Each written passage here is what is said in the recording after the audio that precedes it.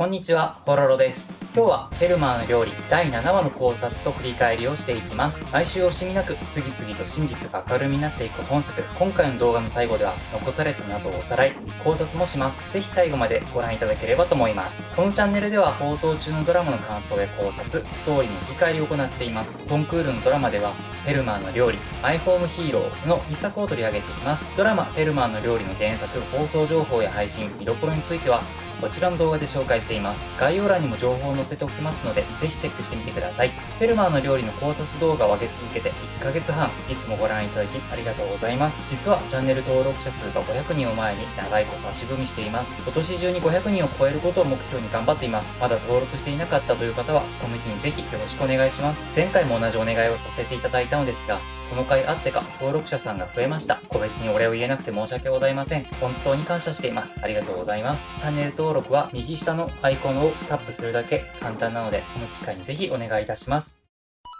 広瀬への競合が決まり混沌するガク。その後もガクは来たるその日を悪夢に見てうなされていました。夢では広瀬が料理人として何も成し得られなかったガクを容赦なくなじります。数学者になれなければ料理人になっても何もできないということか。その光景を見て失望しガクを見限る回。全ては夢なのですが、ガクの広瀬への苦手意識は生半可なものではなさそうです。現実の回は心配そうにガクを見ていました。当の広瀬はその日を楽しみにしていました。旧友である神楽とガク、二人を助手にして宇宙の真理の扉を開きに行くという野望があったのです。電話越しの神楽に対してそれを熱弁する広瀬。それを果たすために彼は合理的なプランを口にします。僕らはちょっと結婚してみない？色気のかけらもないプロポーズに神楽は言葉を失います。それのどこが合理的なのか。一緒に生活し、同じ時間を共有する方が宇宙の真理の扉を開けるための近道だというのです。広瀬が考える数学漬けの生活には学も入っていました。そう、合理的であるならば既存の枠にとらわれることは愚かなことなのです。3人での結婚生活を夢見て広瀬は日本に向かって出発します。多忙を極める K の調理場に異分子が現れます。目をギョロつかせガクを探すその男は広瀬。ガクの姿を認めると喜びの感情をあらわにしギュッとハグをします。ガクは驚きに目を丸くします。広瀬は勘違いをしていました。ガクが料理人になったのは数学の道を極めるためだと。ガクが数学を諦めたなんて夢にも思っていません。やっぱり最高の女子だよガクは。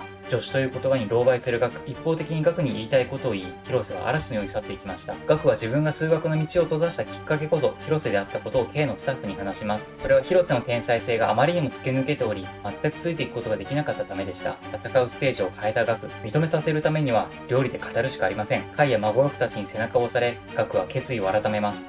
仲間たちと共にパーティーに向けてフルコースをまとめ上げるのです。カイが求めるレベルは完璧。それを超えること。ガクはその期待を一身に背負います。ガクとシェフたちがその日に向けて料理の開発に取り組み始めました。孫六、バン、ジョルダン、ペーニャ、ランナ、みんなで意見を出し合いレシピが生まれていきます。ガクは全ての意見を否定することなく取り入れていきます。しかし、一人になると途端に自信がなくなり、苦悩する日々を過ごしていました。あゆにも転機が訪れており、ガクに相談したいことがありました。オーストラリアへの留学の話を持ちかけられていたのです。ところが一向にガクと連絡が取れません。ガクはあゆの連絡も無視するほどに追い詰められていました。仲間たちが全員納得した試作品をガクは何か足りないと評し認めることができません。しかし仲間たちは全く理解ができず苛立ちます。ガクとは見えているものが違うと自覚しており、そしてあっという間に追い抜かれたことが焦りを生みます。そんな仲間たちの感情に気づいたガク、副料理長の固定は全てを理解し、それでも自身の武器、数学で戦えとガクを鼓舞しました。ガクが挑む完璧への道、その道の先で待つカイの表情は悲哀に満ちていました。急激に成長するガクですが、しかし彼がたどり着いた頃、自分はもうそこにいないのかもしれません。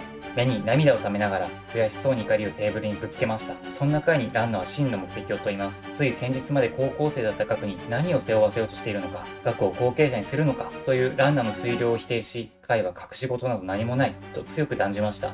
私じゃダメなのと身代わりを買って出るも、カイはそれに対して何も答えることはありませんでした。ガクは壁にぶち当たっていました。数学という武器で多くのひらめきを得ても、それを言語化して伝えることができないのです。仲間と一緒にというガクのこだわりを貫くには、あまりにも大きすぎる弱点です。ガクはカイにお願いをします。一緒に厨房に立ってくれないかと。なるほど。カイはガクと同じ見える人間です。カイがガクの見えたものを言語化して仲間に指示する。実に合理的です。しかしカイはこれを拒絶しました。俺はお前に託したんだ。それはできない。自分には先がないこと。それをカイは自覚しています。だからここはガクがカイの力を頼らずに乗り越えなければならないのです。だけど、それでも僕はカイさんと一緒に料理がしたいです。事情を知らないガクは必死でカイの手を取ります。振り払われても、再びその手を強く握り、頭を下げます。カイの表情が憂いを帯びます。いっそ全て打ち明けてしまいたい。僕にはそんな感情が見て取れました。少し声を震わせながら、頑張れガクと強い眼差しで、らしくない素直なエールを送ります。その言葉にガクは勇気づけられ、そして頷きました。ガクを見送ると緊張の糸が切れたのか、カイは今にも崩れ落ちそうな表情でテーブルに手をつきます。一部始終を見ていたネネが声をかけました。孤独の道を突き進もうとしていたカイを見ていて心配していたのです。しかし近頃そうではなくなりました。ガク君のおかげですね。と言われ、カイは穏やかにそうだなと頷きました。再びレシピの開発に臨むガクと仲間たち。今度の試作品は今までで最高の一品です。完成を喜ぶ仲間たち。ガクもそれを試食します。孫六に評価を問われたガク。一瞬言葉に詰まったものの、これでいきましょう。と頷きます。しかしどうやら納得していないようです。それを表情筋の奥底に閉じ込め、とりあえずの完成の喜びを仲間と分かち合いました。その日の夜、アユがガクとカイの家を訪ねてきました。連絡が取れなかったので、直接会いに来たのです。アユは海外留学を勧められていることを打ち明けます。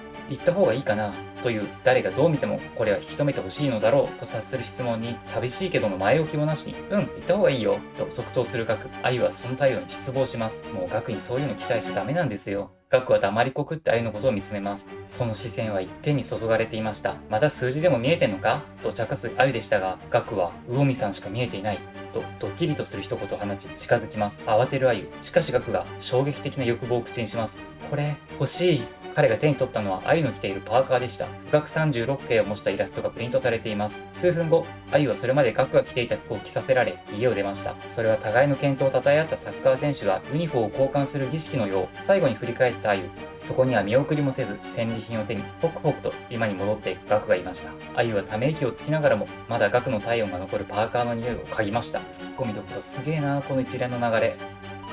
その頃、カイの体に異変が生じていました。淡島邸で夜食を振る舞っている最中に倒れたのです。翌朝、カイは淡島邸で寝かしつけられていました。そこに白衣姿の淡島が現れます。大方の予想通り、淡島は医師でした。食事中ではないので半裸ではありません。カイの体は限界でした。ただの味覚障害だけではないようです。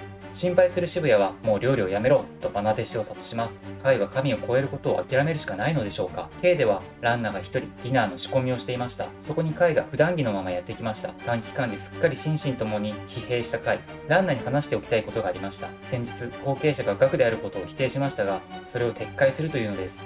ランナはそうとうなずくことしかできませんでした。そして名残惜しそうに調理場を撫でたカイを心配そうに見送りました。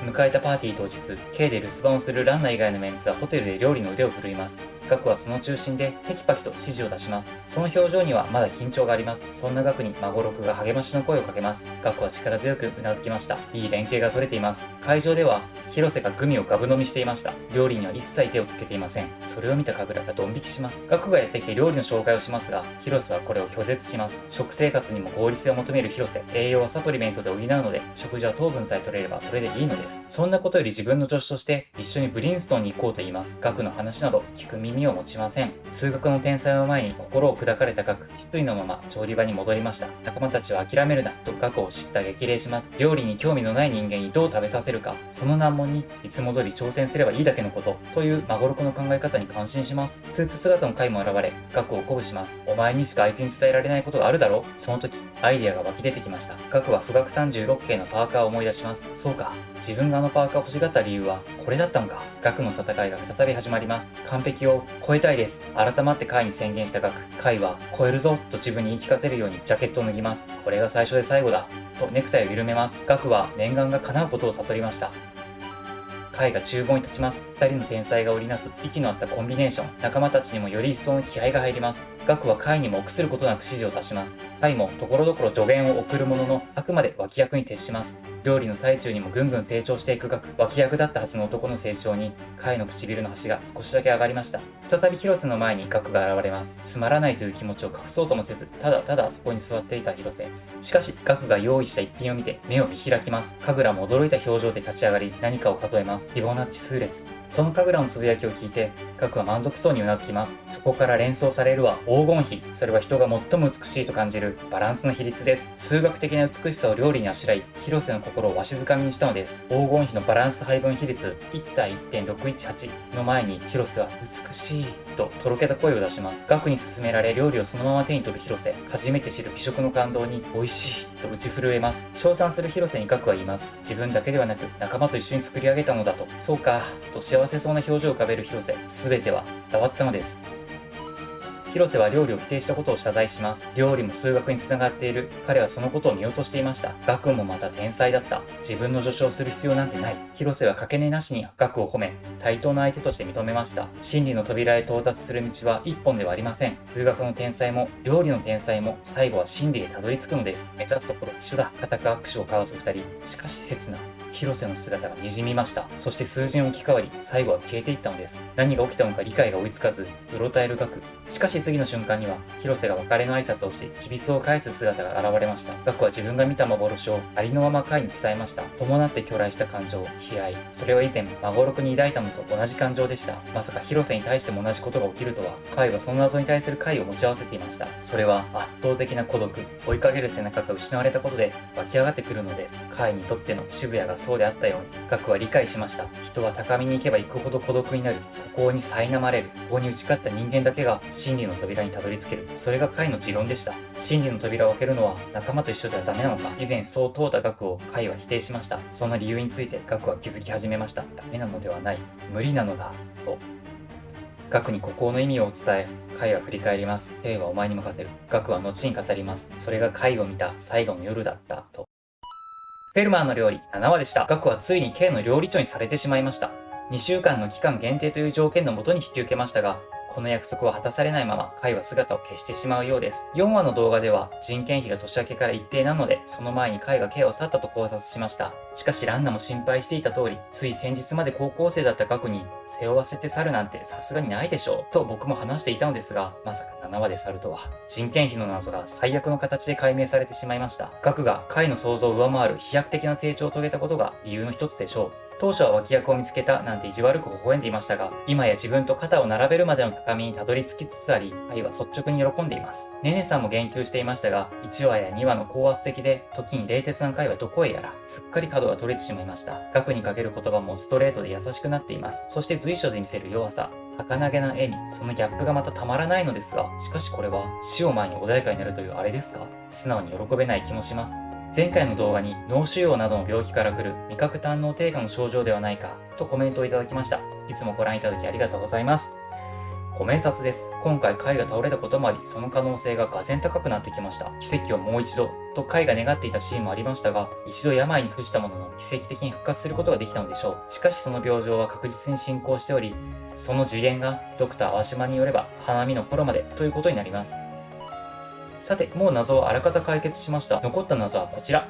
1、学表変の理由。こちらは6話の動画で考察しています。ぜひご覧ください。しかし、この流れだと大体想像できますよね。想像を裏切る展開に期待です。2、なぜ K は経営難に？ K は一流のシェフを揃えており、高級食材も惜しみなく使われます。そんな K の経営が維持されているのは出資者がいるから。現時点ではそれが淡島と渋谷です。二人はカイの健康状態を把握しており、いずれ料理の道が閉ざされることを理解しています。カイの願いは料理の真理の扉を開くこと。カイ自身がそれをなすことができればよかったのですが、病魔に蝕まれた今、彼はそれを後継者に託すほかありません。カイの宿願を叶えるため、渋谷と淡島は K に出資し、シェフ育成の環境を作っていたのではないでしょうか。3話にて、カイは新たな出資者を探していました。カイがいなくなった後、特に渋谷は K に出資する意義を失います。そもそも渋谷はカイが無理をして料理を続けることを快く思っていません。そしてカイは K が後継者の手に渡っても存続するよう、新たに政治家の武藤義一から出資の約束を取り付けました。と、ここまでは良かったのですが、2024年の額は落ち続ける売り上げを前に頭を抱えているんですよね。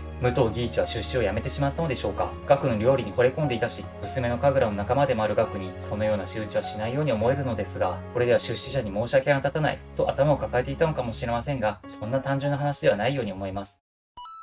今回は残された謎について取り上げました。他にも未解決の謎や伏線があればぜひ教えてください。それと、鮎の訪問シーンですが、2人とも問題ありすぎましたね。額は天然の2文字で片付く気がするのですが、鮎は視聴者にうざがられるんじゃないかとハラハラしちゃいます。そういうところも含めて面白いんですけどね。皆さんはどう思われましたか？ドラマ、フェルマーの料理は Netflix と Unext で配信中です。僕の相方 YouTuber の歌丸さんのチャンネルでは、原作漫画のフェルマーの料理を取り上げています。またこちらの動画では、最新刊の4回についてもネタバレにならない程度に触れているので、ぜひご覧ください。それではまた次回の動画でお会いできますように。バイバイ。